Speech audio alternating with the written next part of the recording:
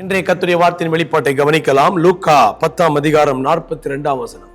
தேவையானது ஒன்றே, மரியாள் தன்னை விட்டு எடுபடாத நல்ல பங்கை தெரிந்து கொண்டாள் என்றார். இன்றைக்கு அவசரமான உலகத்தில் வாழ்ந்து கொண்டிருக்கிறோம். பரபரப்பான வாழ்க்கை முறை. இன்றைக்கு நேரத்தை நாம் பல விதங்களிலே நம்முடைய நேரங்கள் கொள்ளையடிக்கப்படுகிறது. இன்றைய சமூக வலைதளங்கள் நம்முடைய நேரத்தை எல்லாம் உரிந்து கொண்டிருக்கிறது.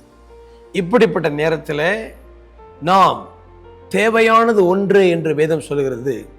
தேவனுடைய சமூகம், தேவனுடைய வார்த்தை, அவருடைய குரலை கேட்பது. இது நம்முடைய வாழ்க்கையில நல்ல பங்கு.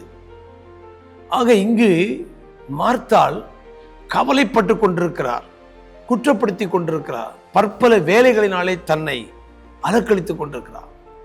ஆனால் அதனுடைய வாழ்க்கையிலே இளைப்பாறுதலை கொடுக்கவில்லை, நல்ல பங்கை கொடுக்கவில்லை. அவள் நல்ல பங்கை தெரிந்து கொள்ளாள் என்று ஆண்டவர் பாராட்டவில்லை. ஆனால் தன்னுடைய பாதத்தில் அமர்ந்து அவருடைய வார்த்தையை கேட்ட மரியாளை பார்த்து மார்த்தனிடத்தில் சொல்கிறார், அவள் நல்ல பங்கை தெரிந்து கொள்ளாள். இந்த நாளிலும் தேவனுடைய வேதத்தோடு உங்கள் நேரத்தை செலவிடுங்கள். அவரோடு சமூகத்தில் அவருடைய முகத்தை பார்த்து ஜெபத்திலே அவரை தேடுங்கள். அப்படிப்பட்ட நேரம் உங்கள் வாழ்க்கையில இளைப்பாறுதலையும் நல்ல பங்கையும், இயேசுவோடு கூட மற்ற எல்லாவற்றையும் அருளாதிருப்படு. இயேசு ஒருவர் நமக்கு வந்துவிட்டால் உலகத்தின் எல்லா நன்மைகளும், முழு உலகம் தேடுகிற எல்லாவற்றையும் அவர் தர வல்லவரார்.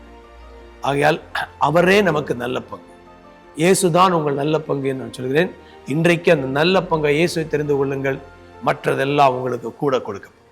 ஜெபிக்கலாம். தகப்பனே, தேவையானது ஒன்று, மரியாள் நல்ல பங்கு, இயேசுவை, அவருடைய வார்த்தையை, அவருடைய குரலை, அவருடைய சமூகத்தை தெரிந்து கொண்டதினாலே பாராட்டப்பட்டால் இன்றைக்கும் எங்கள் நேரங்களை எல்லாம் நாங்கள் வீணடிக்கிற காரியங்கள் இடம் கொடுக்காமல் தேவனுடைய வார்த்தைக்கும் இயேசுவுக்கும் இடம் கொடுத்து இயேசுவை தெரிந்து கொண்டு எல்லாவற்றையும் சுதந்திரிக்க கிருபை கொடுங்க. ஒவ்வொருடைய வாழ்க்கையிலும் இதனுடைய நன்மைகள் வெளிப்படுவதாக ஆசீர்வதிக்கிறேன். இயேசுவின் மூலம் பிதா.